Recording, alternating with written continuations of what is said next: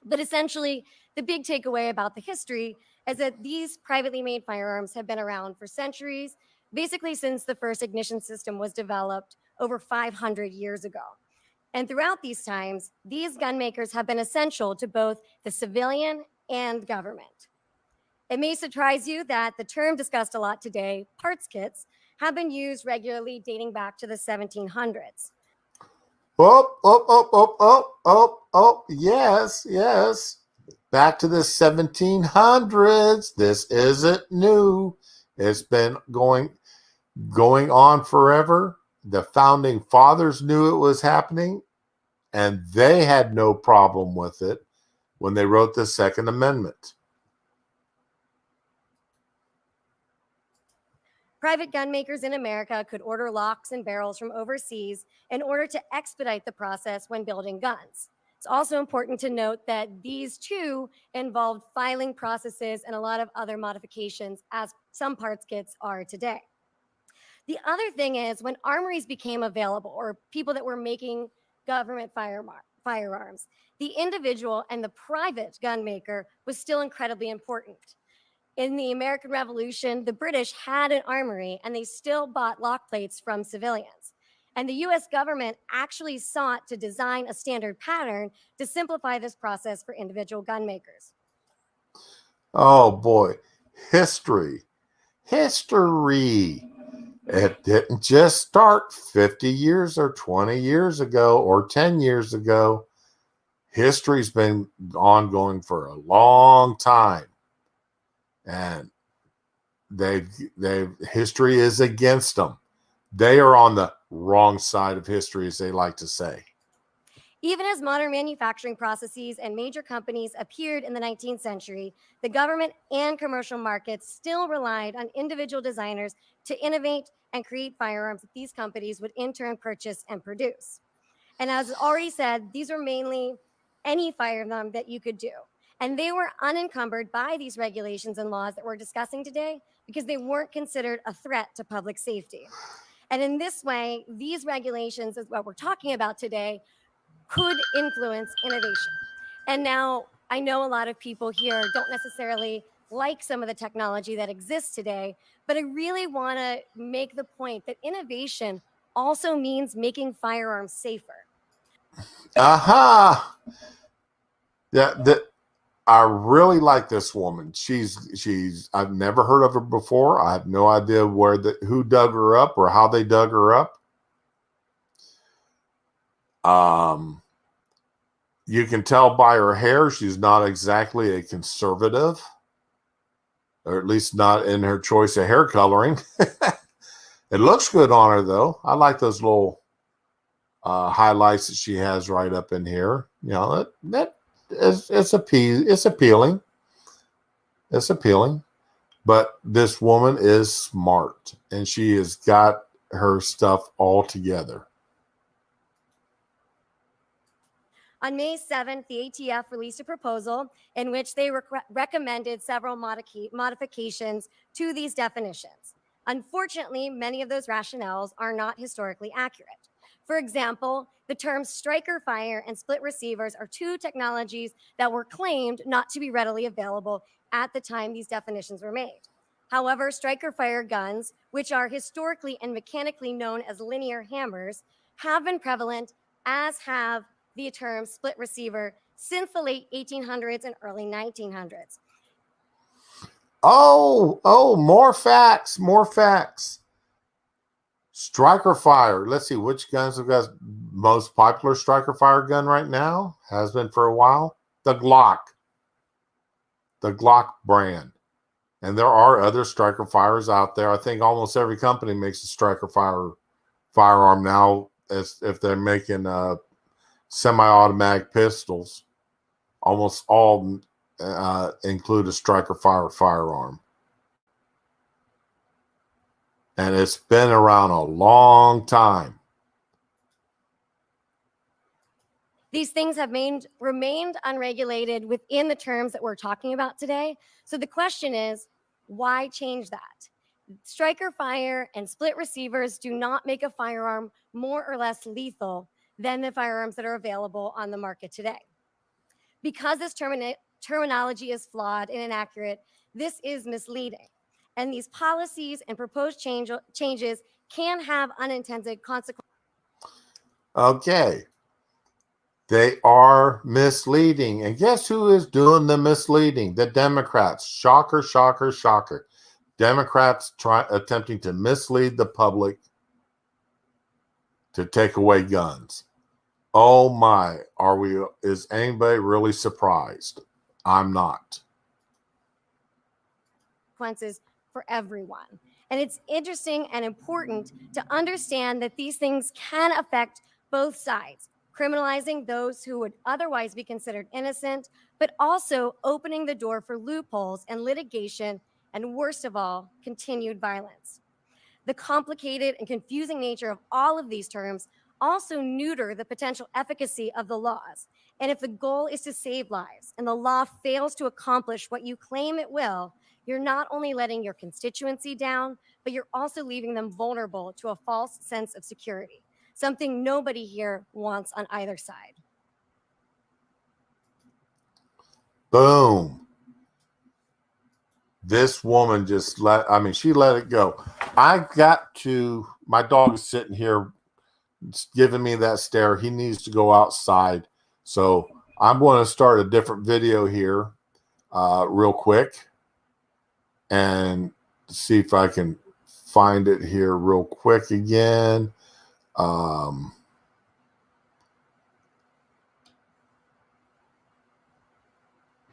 Okay. This guy here, this speech that this man gives is amazing. And it is something that everybody should be should be in favor of. I'll be right back. I gotta let my dog outside. I want to thank the gentleman from Colorado for the time.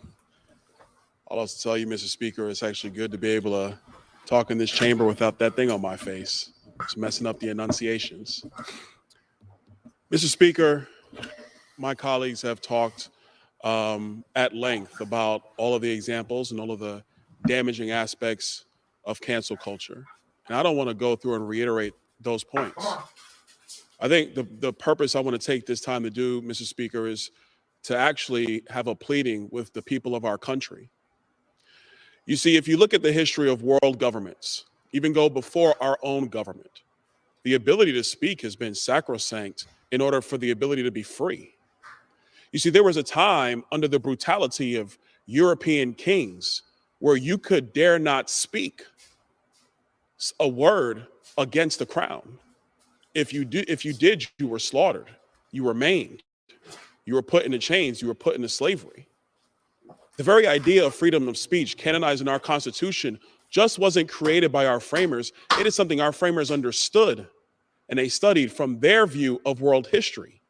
And that very protection is the one thing, the most paramount thing that the members of this body, whether they be in our House, the Senate, or the person who occupies the White House at any point in time in American history, can never abridge or infringe. And the reason for that is very simple, because the thoughts that roll around in your mind are yours alone. They are your thoughts. They were given by God. They are given by your own intellect. And your ability to express them should never be taken away or shamed by a government or by a sect or a substructure of any society, let alone American society. You see, Mr. Speaker, we've come to a very dangerous point in our politics.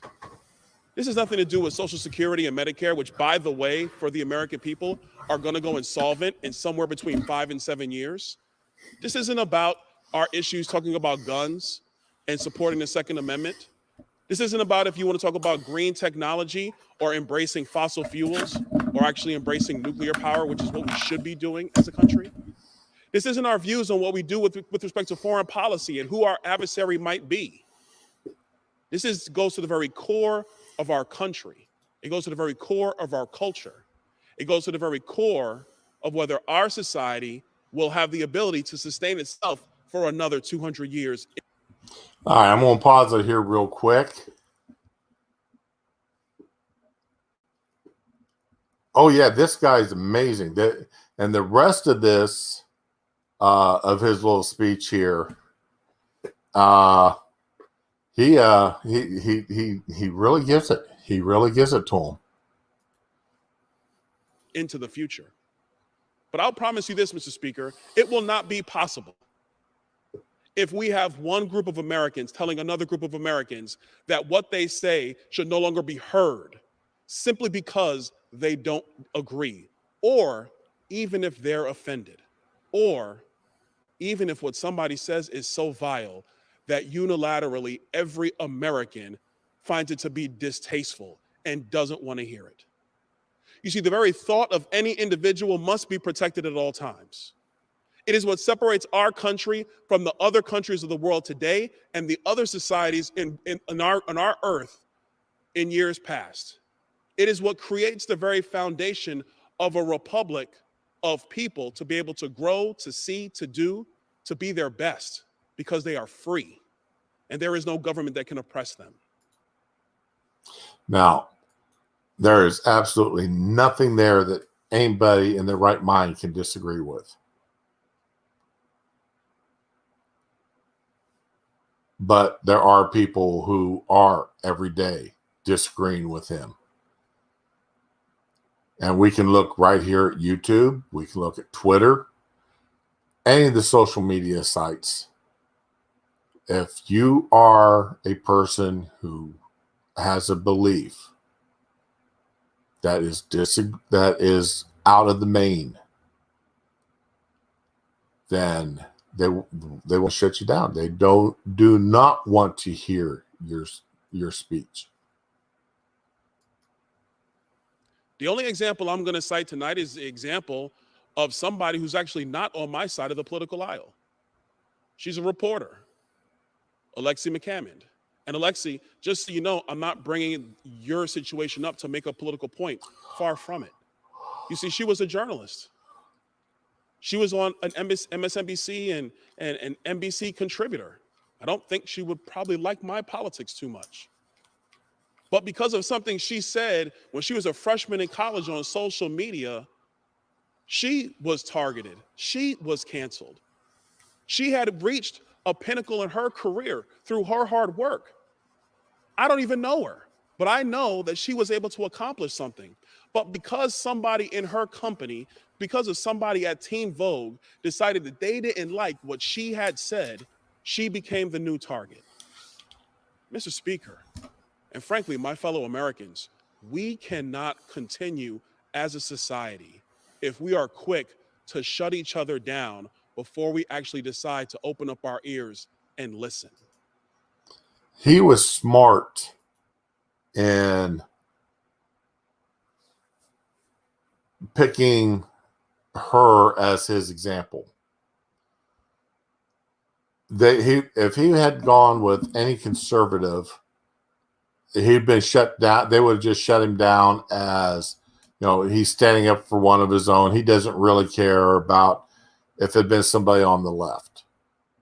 But being as he used somebody who might maybe disagree with him politically as his example, as somebody who was wrongly shut down, somebody on their side of the aisle that their own people shut down, he's showing them for the hypocrites that they are.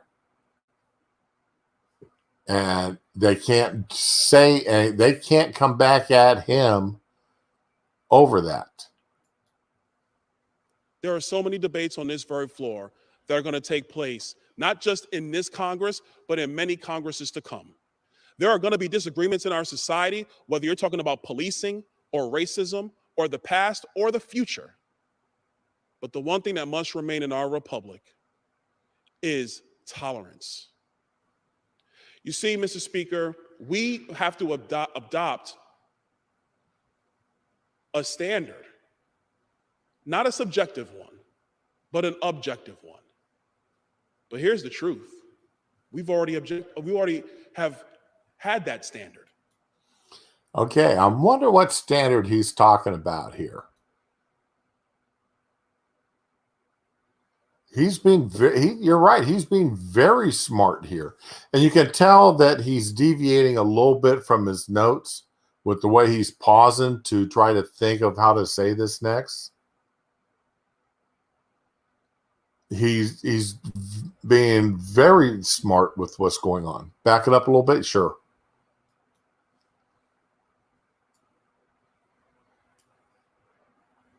In many Congresses to come. There are going to be disagreements in our society, whether you're talking about policing or racism or the past or the future. But the one thing that must remain in our republic is tolerance. You see, Mr. Speaker, we have to adopt a standard, not a subjective one, but an objective one. But here's the truth. We already have had that standard. We've already adopted it. It is the objective standard that you are free to speak in the United States of America.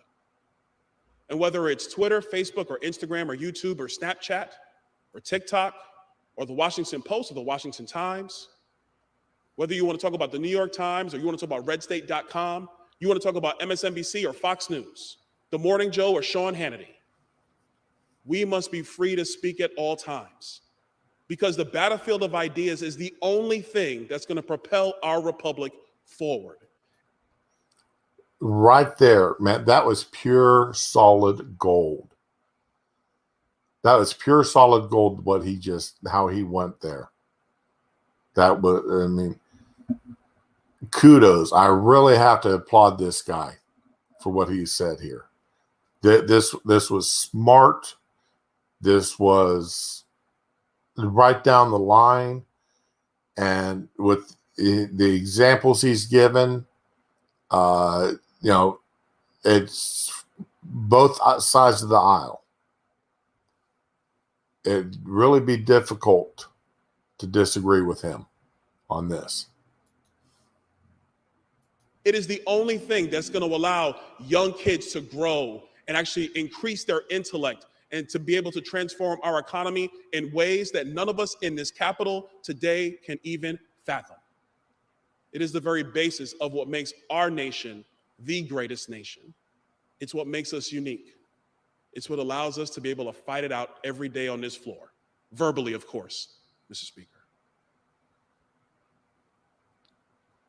My fellow Americans, we're all in this together.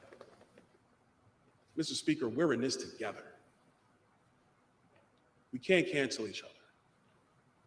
We can't move people out of the public square because we find their ideas even vile or distasteful. I may not like what you have to say, Mr. Speaker. We may disagree on votes on this very floor, but the one thing I will always respect, the one thing I will always defend is your ability to say it and your ability to vote that way. My only ask is that you do the same for people on my side of the political aisle. I yield back. Wow. That was a from the heart, well written, well put together statement.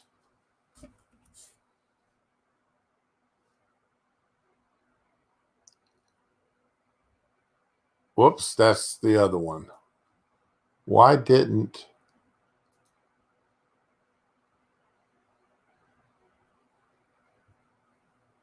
that what in the devil? Why is that link showing? Okay, let me. All right.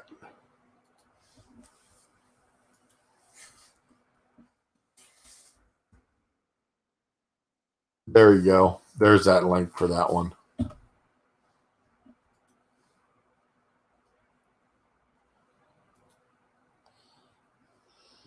But anyway, and let me go.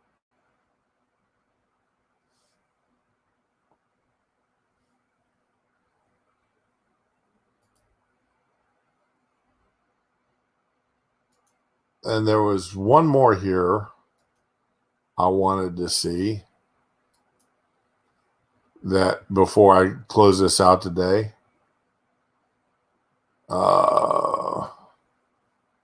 That was it caused some controversy the other day, and I didn't get a chance to see it all when it actually happened, and I'm going to see.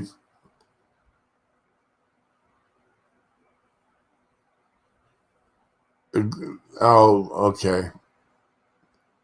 It is not here right now, or I don't see it.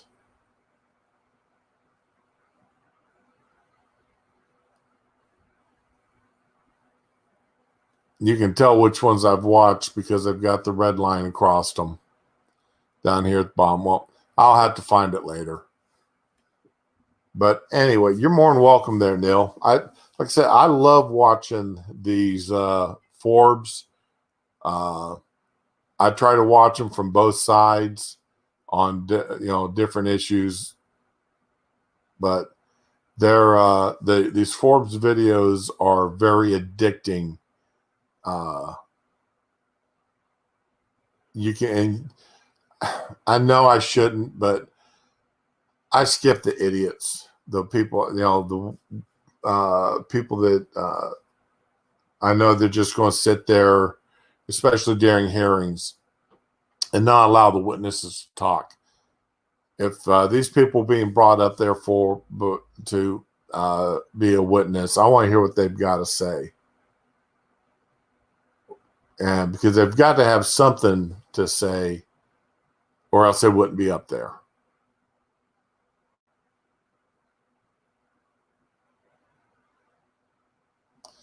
Yeah, I mean, they're really smart. This is really smart, and it's when I first discovered them a couple weeks ago, I spent I literally spent 6 hours doing nothing but watching their videos, and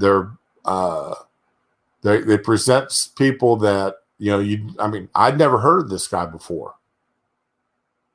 He's one of that 400 there in the house that you just never hear of. But giving a speech like that, that makes me want to hear more about him and where he stands on issues. It's not that I could financially support somebody like that. I just don't have the money to support people like that, but I still want to know that people like that are out there, and hopefully he's somebody. If he actually means what he said there, he will rise within the party. Somebody like that needs to rise within the party. Multiple reasons. One, again, if he lives up to what he says there, and he's strong on other issues that I care about, the Second Amendment, immigration, yada, yada, yada. He would be a real force for the GOP. We need people like, honestly, in today's political environment, we need black men and black women within the GOP who can support what we believe in and traditional American values in these different areas. I've got several: national defense, the Second Amendment, immigration, which to me, immigration falls under national defense. Second Amendment falls under national defense. These are all issues to me. And then the pure hugeness of our federal government. and how it's invaded every step of our lives. You can't do anything without the federal government being involved in it in one way, shape, and or form. And in some ways, it's good. In a lot of ways, it's not so good. And we've got to find that balancing point with government control over our lives. Right now, I think it's too controlling, too invasive. I mean, to hear them, some actually seriously discuss that before you can go, to get on a plane, go to a concert, go to a football game, baseball game, anything like that, you have to show a card proving that you've got your COVID shots. Okay, and what's next? You got to show that you got your measles and rubella and anything else like that. That's just, too invasive for me, that the government would even consider allowing that to happen. Exactly. Papers, please. And this is, we shouldn't be at the point that we are even considering to let that happen. We really shouldn't be. This is 3 different shades of wrong. But once again, it is what it is, and all we can do is sit there and argue with it and hope that someday that we have enough people that agree with us that it gets shut down. And again, though, that involves, we're going to have to do as conservatives what the liberals started doing in the 1950s and over the past 60 years. And that is getting conservatives into education, getting conservative instructors, and getting them in, not just into the sciences where is more representative for conservatives, but we need to get them into the liberal arts, get conservatives into these other areas that the liberals have overtaken. Get them into the poli-sci courses. Get them, get them into some of these other things. Get them into the English classes. Get them into, I know we all laugh at the English majors, but the teachers who in our high schools are teaching English classes, reading, literature classes and such, the books that they make the kids read matter. The books they have on their recommended reading list matter. Because I grew up reading, my God, I grew up reading science fiction. I grew up reading Westerns. Louis L'Amour, I mean, I cut my eye teeth as far as reading goes on Louis L'Amour books. Yeah, Scribbles is an English major. So is Jack. Jack is also an English major. And I believe Quiz is also. I could be wrong, but I think Quiz also was English. And Scribbles, I like Scribbles, but he's really a mixed pot politically.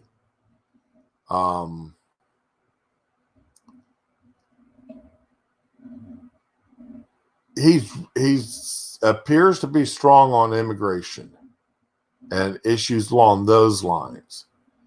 And he appears to be strong on a lot of issues, but there's so many issues that he's so wishy-washy on. Like, I mean, the Second Amendment, again, one of my big ones, the Second Amendment. He just seems so wishy-washy on that I just don't understand him. There's some days I want to just throttle him, and other days I want to feed him cake and ice cream.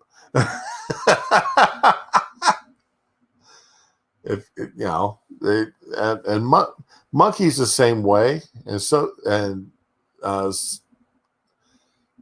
Satsu. You know, Satsu. He's really outspoken on racial issues and such. But I can't get a good feel for how he is on a lot of political issues. I just haven't been able to get a good feel on him. And I mean, I've been listening to him now for a couple of years, and I just can't get a good feel for how he sets on issues. That I'm not saying don't take this like I'm saying I don't like him or something, because I do like him. Or else I wouldn't watch his cooking stuff, and I wouldn't watch Lords of the Night. I wouldn't listen to it. So, but I mean, I just can't get a feel for where he is politically on a lot of issues. He's just not as vocal about it as others, as Monkey is, and as Scribbles, Prospero, and Skep Talk and such. Me, I'm pretty straightforward on my issues, and there's some things that would surprise people. I think, like criminal justice. I believe that we're not, jail time. I believe a lot of sentences don't do what they're supposed to do. They're not getting done what they're supposed to do, because there's such a mixed bag within the prison system. Race, culture, and the point of each.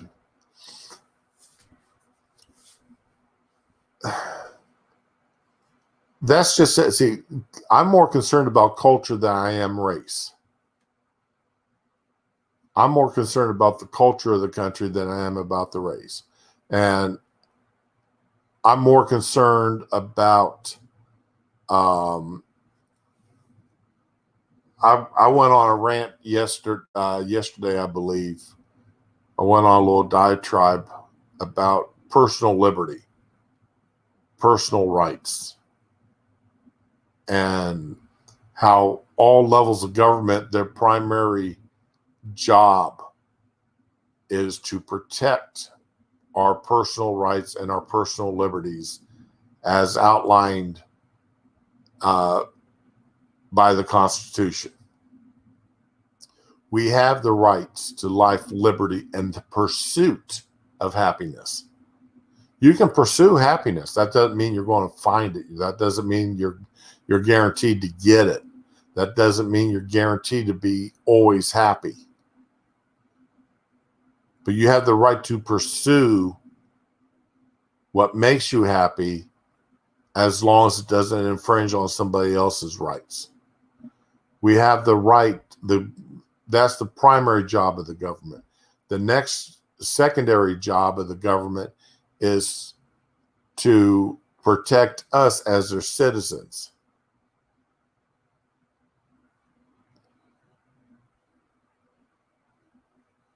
Oh, I know they use the race as a weapon, and that is harmful to us ever becoming a united States. we are now more divided. We are a divided United States now because of identity politics and this idea that if you're this combination, you're automatically more oppressed than if you're another combination of identities. You know, if you're a white, straight male, you're automatically less oppressed than a black, gay female or a Hispanic gay female. Then, you know, there you're more oppressed. And you could be even more oppressed if you're a non-binary, transsexual,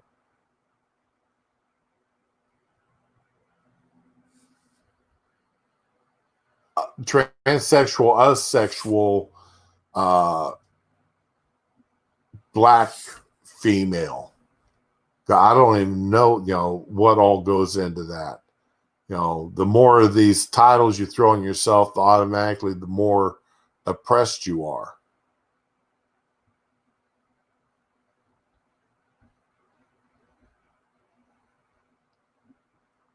And as far as I'm concerned, there should only be one identity, and that is I am an American. Everything else doesn't matter. Now, you may have grown up with certain foods, certain habits, certain customs, because your familial lineage is from Ireland, Scotland, England, Germany, Mexico, Guam, the Philippines, whatever, you know, and you're bringing a diversity of foods and habits to the country. Well, that's all good. That's all good things. All right. Because I work for an Indian family. I've worked for them now for a great number of years. I've grown to, they are Americans. The father and mother are immigrants from India. This is India. But they are both American citizens. And they have introduced me to a whole line of food that I had never experienced before. But then I have introduced them, being as I've worked for them for so long, to foods and ideas from that I grew up with that they really like. 3/4 of them are purely vegetarians. Well, that's no problem. I grew up on a working farm with all types of vegetables.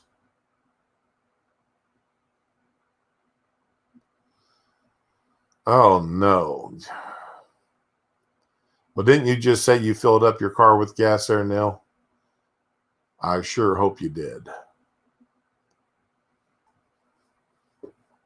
Now, let's see. This is Wednesday. I filled up Friday. I went to work Friday night. I went to work Saturday night. Or went to work Friday night, Sunday night. Then Tuesday afternoon. I'll go to work this afternoon. So, I mean, like I said, I've got enough gas in my vehicle. I know I can go, and between my vehicle, and if I only use one of the 5-gallon gas cans I got in my garage, then I can go about a month without having to buy any gas.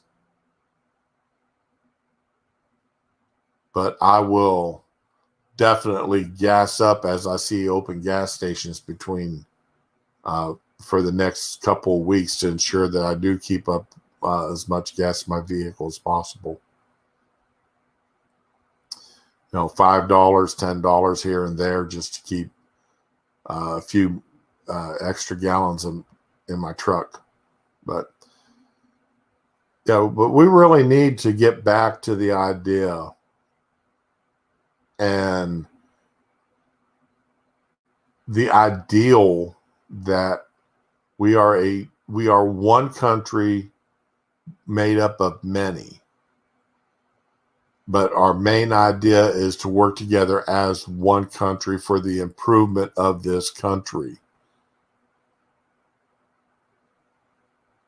and bringing it forward, not separating us down by, you're black, so you have to think this way. You're white, so you're a white cis man, so you have to think that way. I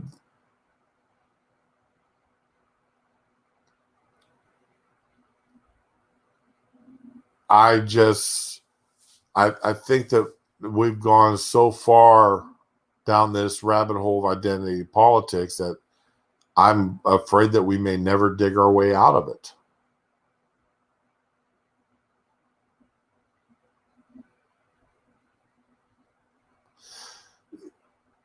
Traditional American values, you're right. What's being taught in schools now is that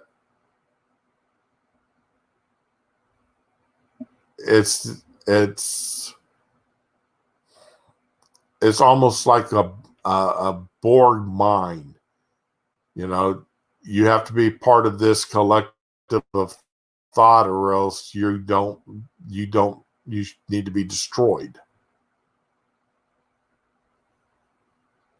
And the Borg mindset of, assimilate,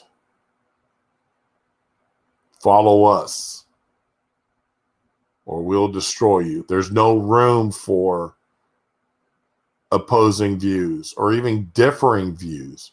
Not exactly opposing, just differing.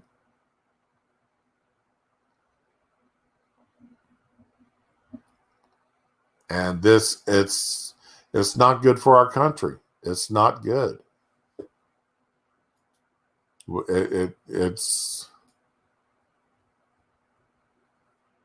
I don't know how we're going to make this right.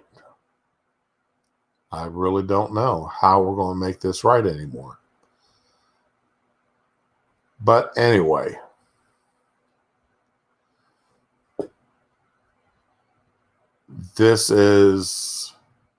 I'm going to have to call it here, Neil. It's at a little bit afternoon.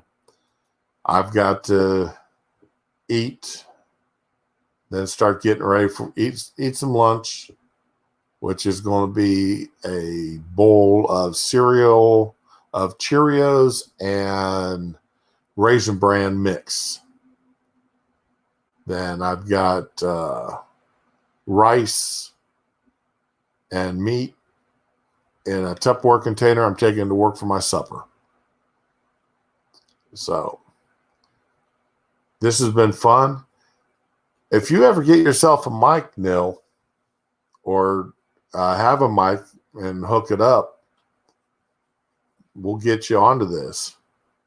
That's not lunch. It is for me. I happen to like Cheerios, and I happen to like Raisin Bran. And if I eat Cheerios by itself, I've got to put honey on it. I don't buy Honey Nut Cheerios. I don't like that artificial crap. I've got jars of unfiltered honey that I from a local beekeeper. I've got maybe a half a gallon of it, and I use that on my Cheerios. Or I buy the biggest box I can of Cheerios and a medium-sized box of Raisin Bran and mix them all together into one big container. And I get just enough sweetness from the Raisin Bran that I don't need to add nothing to the Cheerios. But yes, that is going to be my lunch. Yeah, a lot to get you on maybe even tomorrow if you want, where we can have a discussion like this. Okay. I mean, we can pull up some of these videos and discuss what we've seen there. I think that'd be pretty good. And, all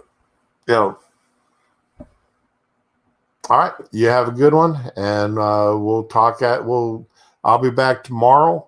Let me pull up my schedule. What's going on with my schedule this week? Is it, because I know this week is kind of balling step as far as my schedule goes. No, it's next week.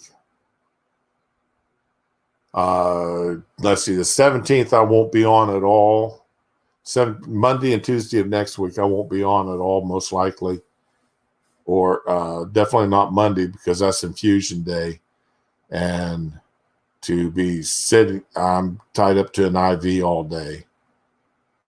But then, hey, I may be on while I'm on my IV. Who knows? All right. Yeah, Friday's a good day for me too. So, all right. We'll look forward to seeing you on Friday, okay? But that's it for now. Thank you much. Anybody who's listens to this later, I appreciate it. Throw me up a like. And you don't have to share it. I understand. No, I'm not a shareable type person. But just throw me up a like if you want to. All right. Y'all have a good one. Bye.